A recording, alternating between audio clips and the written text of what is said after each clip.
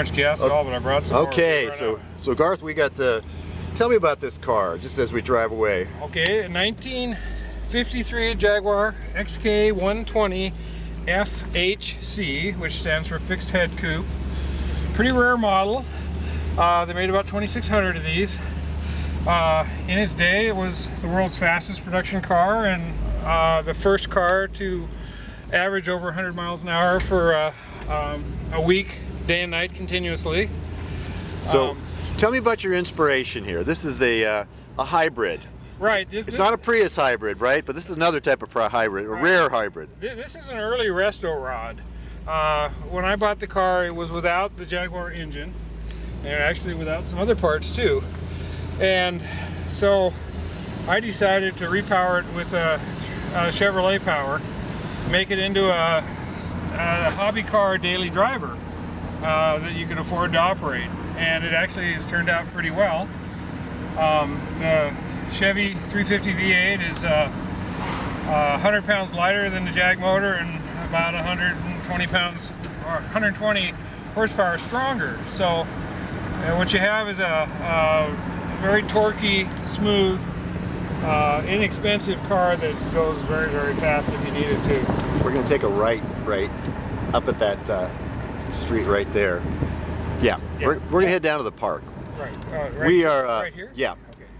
We're going to go down to the local park here in lovely Carnation on a blustery day. Oh my gosh.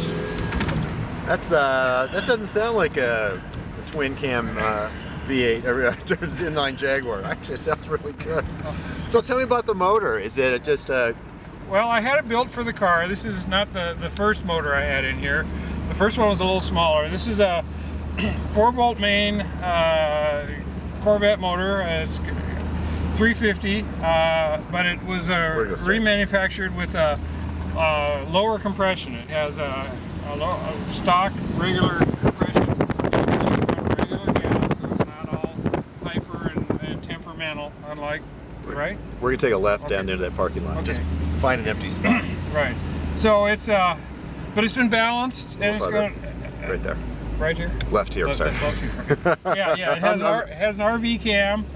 It's been balanced, and it revs reliably to 6,000 should you feel the need. Just gonna park at an angle right there. Perfect. The car has the vintage Jaguar drum brakes, so stopping is more like a smoky re-entry. Great.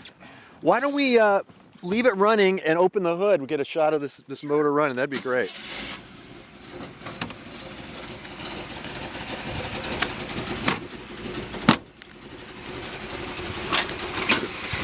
Oh, look at that.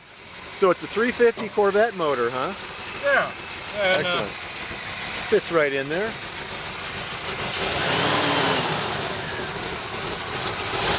It makes really nice sound. Wow.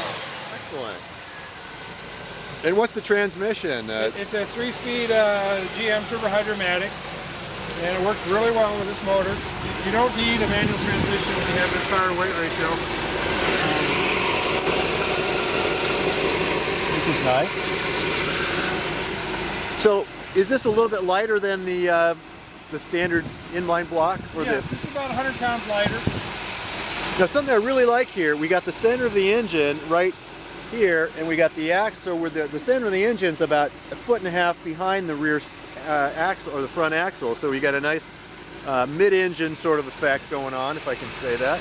Right. The car handles really well, and it also rides very well, surprisingly well for as old a sports car as it is. It's nothing like some of the later Triumphs and MGs. It's got the longer wheelbase, and this car was built on a shortened version of the Mark 7 frame, so it has a very sturdy frame. I love your shifter box in there with the matching wood. Right. The dash is looking really nice, isn't it? Yeah, this was the luxury liner of the 120s. Right. So the rear end is original, if I understand. Right, yes. The rear end is very sturdy. Never had any problems with it. Never broke an axle or anything. It's a Salisbury. Yeah, great. Looks great. I like the headliners, looking very nice. The little windows. Little vent windows. The fixed head coupe is such a pretty car. Right, and there's so many nice curved wood surfaces on it. Everything is curved. Look at the back window, it's very complex. Wow. I had to locate one of these, it wasn't easy.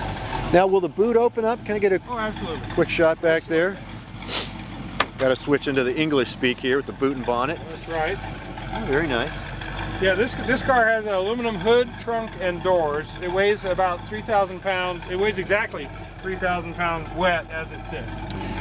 So, talk to me about the body. If you climb under, it looks pretty clean. I mean, it's not perfect. We can see some little flaws here, you know, a little metal.